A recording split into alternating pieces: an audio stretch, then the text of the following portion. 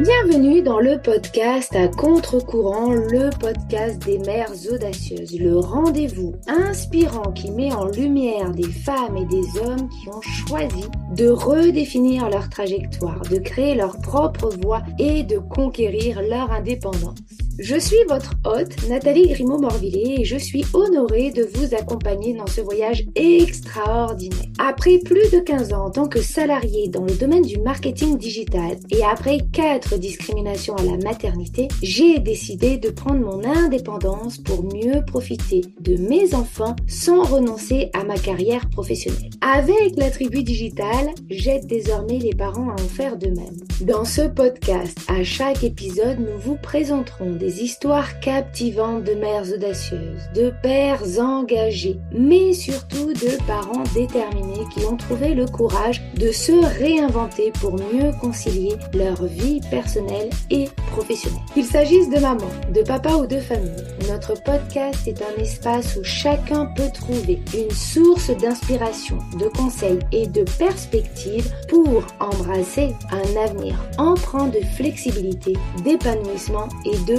conciliation, ainsi que de succès. Si vous êtes à la recherche de nouvelles manières de penser et ou de travailler, ou encore d'astuces, c'est le podcast qu'il vous faut. Prenez dès à présent votre boisson préférée et c'est parti. Retrouvons-nous dans le nouvel épisode du jour.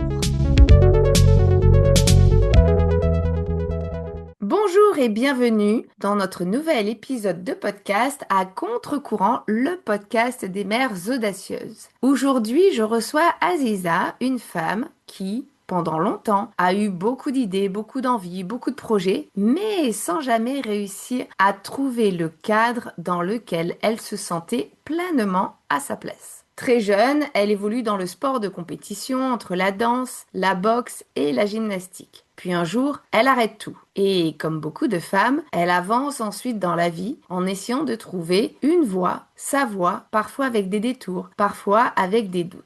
Elle commence des études pour devenir institutrice jusqu'au moment où l'arrivée de son premier enfant vient bouleverser tous ses plans. Des années qui se suivent, mais qui ne sont pas toujours simples. Il y a des emplois difficiles, des périodes de fatigue, beaucoup de pression aussi, et puis ce sentiment parfois de s'éloigner de plus en plus de soi-même. Pendant longtemps, Aziza pense qu'elle manque peut-être de motivation, de discipline, de constance, jusqu'au jour où elle comprend quelque chose d'essentiel. Le problème, ce n'est peut-être pas elle, mais le cadre dans lequel elle essaye d'avancer. À 26 ans, maman de 2 enfants avec une maison en travaux et beaucoup de responsabilités sur les épaules, elle décide de reprendre des études dans le marketing et en alternance. Une décision qui va peu à peu changer le regard qu'elle porte sur elle-même et sur ce qu'elle est capable de construire. Aujourd'hui, Aziza est consultante en stratégie marketing et accompagne les femmes à développer leur activité à leur rythme sans avoir à se sacrifier complètement au passage. Alors, dans cet épisode, on va parler bien sûr de reconversion, de confiance en soi, de maternité, mais aussi de cette force que beaucoup de femmes découvrent parfois uniquement lorsqu'elles pensent avoir touché leurs limites. Bonjour Aziza, je suis ravie de te recevoir aujourd'hui. Bonjour Nathalie, je suis ravie d'être avec toi aussi aujourd'hui et merci pour ce joli résumé qui me fait encore plus prendre conscience du chemin parcouru. Eh bien, on va justement y revenir. Mais avant cela, est-ce que toi, tu peux te présenter à celles et ceux qui nous écoutent? Bah, bien sûr. Donc, en tout cas, tu l'as très très bien résumé. Je m'appelle Aziza, je suis consultante en stratégie marketing. Et en fait, ce qui me caractérise depuis que je suis jeune, c'est qu'en fait, j'aime bien rendre les choses simples et réalistes. Aider à transformer un trop-plein d'idées en un plan clair, concret, etc. J'ai toujours fait ça. Et donc, du coup, je travaille beaucoup avec des femmes qui veulent réussir et sans se sacrifier. Et au-delà donc de mon rôle de maman et de ce que je fais dans la vie, il paraîtrait que je suis quelqu'un de très déterminé, plutôt solaire et un chouïa féministe. De toute manière, aujourd'hui, si on n'est pas féministe, c'est qu'on n'est pas pour l'égalité homme-femme. Donc, forcément, je pense qu'on l'est tout un petit peu. Je pense aussi. Bon, depuis quand es-tu maman et puis combien d'enfants as-tu? Alors, je suis devenue maman pour la première fois en 2017. Donc, j'avais 21 ans. Et ensuite, j'ai eu mon deuxième en 2021. Et c'est un petit bébé Covid à l'âge de 25 ans. Donc, aujourd'hui, je suis maman de deux petits mecs de 4 et 8 ans. Waouh, encore des petits bouts de chou. Ouais. Peux-tu nous raconter comment nous nous sommes rencontrés? Bah oui, avec plaisir. Donc, nous nous sommes rencontrés suite à un post publié sur les réseaux sociaux où justement tu cherchais des intervenantes pour le podcast. Et donc, je me suis dit que je pouvais bien y répondre. Donc, c'est comme ça qu'on a commencé à échanger. Et ensuite, on a organisé une première rencontre en visio. Donc, déjà pour apprendre un petit peu à se découvrir. Et je suis très contente d'avoir croisé ton chemin. Eh ben, en tout cas, plaisir partagé. Effectivement, Mhm. c'est un peu aujourd'hui la puissance des réseaux sociaux. On en parle souvent en négatif, mais ça Ouais, permet aussi de faire de très très belles rencontres. c'est vrai. Si tu étais une femme à impact connu, qui serais-tu? Mais surtout, pourquoi? Alors, aujourd'hui, en 2026, je dirais Morgane, qui est en fait une rappeuse que je trouve très très talentueuse et qui a été rendue connue grâce à son contenu sur TikTok. Alors que d'habitude, franchement, je suis vraiment, mais pas très rap. Mais je la trouve vraiment extraordinaire, donc déjà par sa musique, mais par la profondeur de ses textes, qui sont quand même assez, enfin vraiment dignes des plus grands. Ce que j'admire surtout, c'est son parcours, parce que oui, elle a connu des galères, mais elle a quand même jamais lâché ses rêves. Mhm. Mais vraiment, ce qui la caractérise vraiment le plus, c'est qu'elle s'est jamais excusée d'avoir de l'ambition. Elle met vraiment la femme puissante au cœur de ce qu'elle écrit, et puis elle s'est imposée aussi dans un milieu qui est quand même très masculin. Oui. Voilà, je crois que je me reconnais un petit peu dans cette énergie-là où prendre sa place, même quand en fait c'est pas forcément prévu pour toi, quoi. Ouais, effectivement, c'est pas facile. Et en tout cas, c'est pas ce qu'on nous enseigne depuis qu'on est toute petite. On nous enseigne plutôt à être discrète, à pas prendre trop de place, à pas crier trop fort, etc., etc. On va maintenant rentrer dans le vif du sujet. Pendant longtemps, tu as essayé donc plusieurs chemins, plusieurs métiers, j'en ai parlé en introduction, Mm. sans vraiment avoir le sentiment d'être totalement à ta place. À quel moment tu as commencé à sentir finalement que peut-être le problème ne venait pas de toi, mais de quelque chose de plus global? Oui, je crois que j'en ai vraiment pris conscience que le problème ne venait pas forcément de moi quand j'ai réalisé en fait que pendant des années, j'avais vraiment avancé en mode automatique. Donc en fait, je faisais ce qu'il fallait faire, ce Ouais. qu'on attendait de moi, mais pas forcément ce que moi je voulais en fait dans tout ça. Mm. Et ça m'a vraiment frappée quand, à la fin d'un contrat, après un boulot où vraiment je m'épanouissais pas du tout, mais je me forçais chaque matin en me disant j'ai pas le choix, je le fais pour ma famille, commençais à m'éteindre en fait au fur et à mesure, je me rendais bien compte qu'il y avait quelque chose qui allait pas. Et même mes proches me disaient mais on te reconnaît plus. Et j'ai continué quand même à avancer avec mes œillères en me disant j'ai pas le choix, il faut que je continue comme ça. Et c'est vraiment donc quand le contrat s'est terminé que bah, forcément j'ai vraiment ressenti un immense soulagement, mais pas que parce qu'en fait après derrière ça bon ok c'est un contrat qui se termine, mais après il y a une grosse question, bah ok je fais quoi maintenant? Mm. Et pour la première fois, au lieu de repartir sur un truc un peu logique, un peu raisonnable, j'ai vraiment pensé à moi et je me suis dit, mais quelle femme j'ai envie de devenir? Et comment je peux construire une vie qui va vraiment me ressembler? Et je pense Ouais. que c'est vraiment à ce moment-là où j'ai compris que c'était pas moi le problème, c'était juste la direction que je prenais et les choix que je faisais par automatisme. Oui, c'est ça, et qui souvent sont imposés parfois par nos proches, parfois par la société, parfois parce qu'on a aussi des peurs de ne pas s'en sortir financièrement, les peurs de se retrouver à la rue, etc., Ouais. etc., qui font que on se dit, mais de toute façon, on n'a pas le choix. À la fin du mois, il faut bien manger, il faut bien payer ses Et oui. factures. Donc, on est obligé d'aller dans cette direction. Alors qu'en réalité, on peut choisir d'autres directions, mais c'est vrai qu'on nous l'apprend pas du tout, même depuis qu'on est tout petit, en fait. Bah, c'est vrai, c'est exactement ça. Bon, tu es devenue maman, donc une première fois, alors que tu étais encore en études pour devenir institutrice. Est-ce que à un moment donné, tu as senti que la vie que tu imaginais était peut-être en train de complètement changer ou être chamboulée peut-être? Ah bah totalement.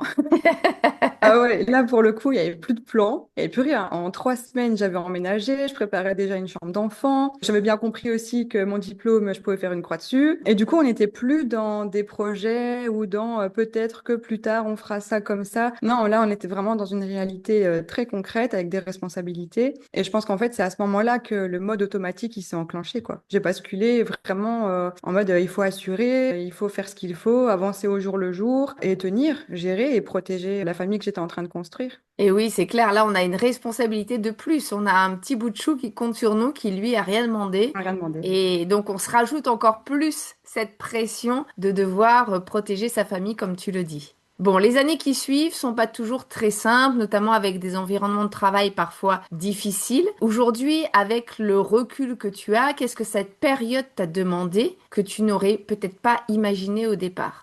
Bah, comme j'étais dans un cadre un peu avec un rythme subi, donc avec des obligations, responsabilités, pas de place pour moi, je pensais que ça allait être temporaire. Et donc du coup, ce que j'imaginais pas que ça allait me demander, c'était vraiment d'être solide tous les jours. Même quand j'en pouvais plus, même quand j'étais à bout, bah, il fallait que je serre les dents, que j'assure, et puis bah voilà, on verra plus tard. Bah, sauf que plus tard, ça peut durer longtemps, voire des années.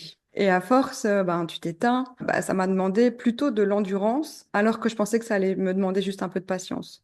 Et oui, et l'endurance, c'est vrai que quand on voit pas le bout du tunnel, parfois ça peut être très difficile sur le moment. Mm. Alors, j'en parlais tout à l'heure, à 26 ans, avec deux enfants et du coup beaucoup de responsabilités comme toutes les mamans, tu as fait un choix un peu surprenant, mais qui peut-être te permet aujourd'hui très certainement d'être plus aligné, c'est-à-dire de reprendre des études et Ouais. notamment donc dans un domaine que tu maîtrisais pas, hein, le marketing. Est-ce que ce choix, ça a été peut-être quelque part une manière aussi de reprendre confiance en toi et puis peut-être de voir le bout du tunnel, celui dont on parlait tout à l'heure et qui a duré quand même assez longtemps? Bah, oui, clairement, il y avait déjà la confiance en moi et puis il y avait surtout aussi le contrôle. À ce moment-là, j'avais vraiment besoin d'arrêter de subir ma vie et de la vivre pour les autres, pour mon entourage. Donc reprendre mes études en marketing, ça a été vraiment une façon de me prouver que j'étais capable, mais aussi de reprendre la main sur ma trajectoire, choisir un domaine qui me parlait, construire quelque chose de concret et avancer selon mes règles, avec ma réalité de maman, mais avec mes règles. Mm.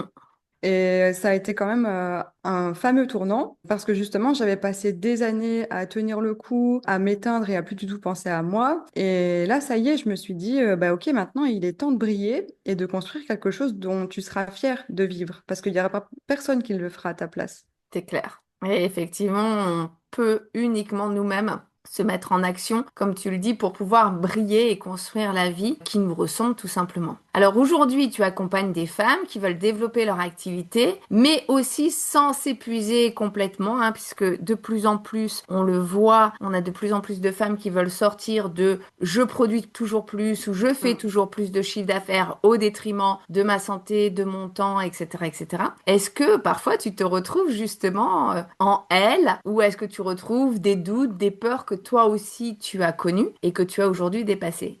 Bah oui, bah tout le temps en fait, parce que je me retrouvais exactement dans les doutes qu'elles ont, la peur de pas être légitime, surtout quand on débute, ne pas être assez constante, ne pas faire comme il faut. Et en fait, la plus grosse peur qu'elles ont toutes en commun, je pense que c'est vraiment la peur de pas réussir à tout tenir, à tout gérer. Mm. Le business, la famille, la charge mentale. Et on sait qu'aujourd'hui, les femmes, elles ont énormément de choses à penser et à gérer en plus de leur carrière.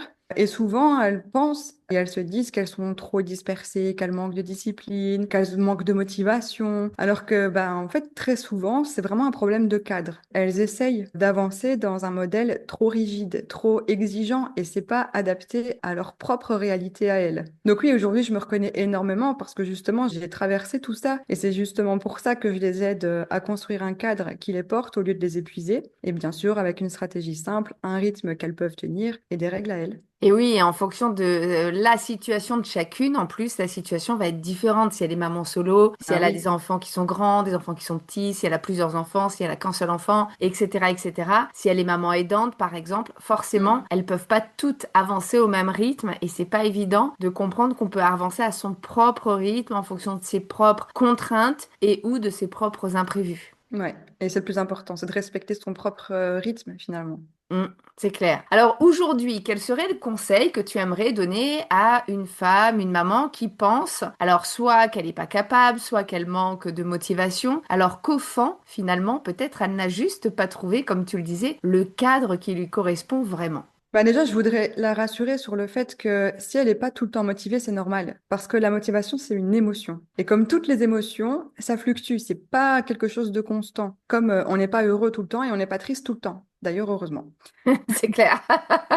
Donc, donc l'objectif, c'est pas d'attendre d'être motivé pour pouvoir s'y mettre, et c'est pas non plus de se juger, pardon, quand on ne l'est pas. Là, c'est vraiment donc se construire un cadre qui permet d'évoluer, même quand on est fatigué, même quand on a mille choses à gérer, même quand ta vie de maman, elle prend toute la place. Il y a quand même des petites astuces et des petites stratégies ou des petites tâches à faire qui vont quand même débloquer la situation et où tu vas quand même te voir avancer. Et dans ce cadre-là aussi, il y a un point primordial qui leur semble parfois paradoxal, mais c'est du temps pour soi. Mm, Parce que du temps pour soi, ça doit pas être une récompense, un bonus ou du luxe. Ça doit être vraiment l'essentiel et primordial parce que justement, tu es au cœur de ta propre vie. Tu es au cœur de ton business, tu es au cœur de ta famille, tu es au cœur de ta maison. Et sans toi, il n'y a plus rien qui tient.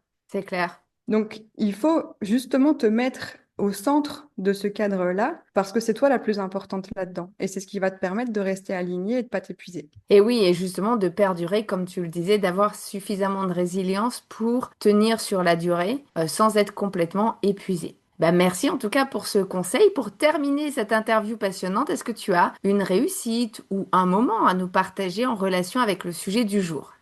Oui, j'ai eu l'occasion d'accompagner une femme, maman de trois enfants et entrepreneur. Et elle, elle se sentait nulle, dépassée par ses rôles. Elle avait vraiment l'impression qu'il n'y avait rien qu'elle ait dans sa vie. Et en plus de ça, elle était en pleine séparation. Ah ouais, Donc, mentalement, c'est quand même assez lourd à gérer. Et quand on a commencé à structurer son business, ben oui, elle a gagné du temps, elle a gagné de la clarté, elle a gagné aussi en rapidité de prise de décision, ça c'est vrai. Mais ce qui m'a le plus touchée finalement après, c'est quand elle a commencé à appliquer la méthode, donc simplifier, organiser, clarifier, à sa vie perso. En fait, après son retour, il a été très touchant et très émouvant parce que, bah, en fait, cette méthode qu'elle avait réussi à dupliquer, ça lui avait permis aussi de se rendre compte que même dans sa vie perso, même sans un homme à ses côtés, elle était vraiment capable de tout, alors waouh. qu'au départ, elle en doutait. Mm. Donc, à partir du moment où elle a commencé à faire moins, mais à faire mieux, elle a vraiment repris confiance en elle. Elle a repris son pouvoir. Elle a enfin eu la sensation de pouvoir gérer tous ses rôles. Et moi, bah, derrière ça, j'étais hyper fière d'avoir contribué à ce que cette femme puisse reprendre son pouvoir à elle. Donc, c'était un honneur de l'accompagner. Waouh, en tout cas, un super partage, merci beaucoup. Et c'est vrai que parfois, c'est pas qu'on ne sait pas faire, c'est qu'on ne sait pas comment le mettre en place, ou alors on va, comme tu le dis, peut-être se complexifier sur des tâches qu'on pourrait faire de manière beaucoup plus simple et beaucoup plus basique et qui serait très très bien. Et on va se complexifier parce qu'on veut que tout soit absolument parfait, C'est etc. ça. Mais du coup, ça nous rajoute en fait une charge mentale de folie. Moi, j'avais le cas une fois, ma fille devait aller, alors je raconte du coup ma vie perso, mais ma fille devait aller en fait chez une copine, sa copine voulait l'inviter, et c'était un peu comme ça, parce qu'elles avaient passé l'après-midi ensemble, et donc c'était le soir même, et en fait la maman dit, ah mais non, mais la maison elle est pas rangée, et puis sinon je vais leur faire que des pâtes et du jambon, parce que j'ai rien dans le frigo, et puis le matelas est pas gonflé, etc. Et en fait, elle voulait juste passer un moment entre copines, elle s'en fiche que la maison soit pas rangée, que le matelas soit pas fait, et qu'elle mange des pâtes et du jambon, mais du coup pour la maman c'était, ah non, non, je peux pas la recevoir, on verra plus tard. Alors qu'en fait, elle s'était complexifié énormément ce point, alors qu'en réalité, les gamines, elles voulaient juste être ensemble et passer un bon moment ensemble et basta. Et quand on a compris ça, du coup, on revient à l'essentiel, on se dit, ok, bon, bah, j'ai pas grand-chose, c'est pas grave, on fait pas de jambon, j'ai pas nettoyé la maison, bah, c'est pas grave, etc. On reçoit pas non plus le président de la République. C'est ça. Oui, bah, et en plus, généralement, les enfants, enfin les enfants, même que ce soit des ados, ils vont se créer ces souvenirs-là. Et puis, bah, dans 10 ans, ils auront oublié qu'il y aura eu de la poussière sur le meuble télé, qu'ils ont mangé des pâtes au jambon et que le matelas était pas gonflé. Mm. Donc, c'est vraiment pour montrer que finalement, c'est même pas important. C'est ça.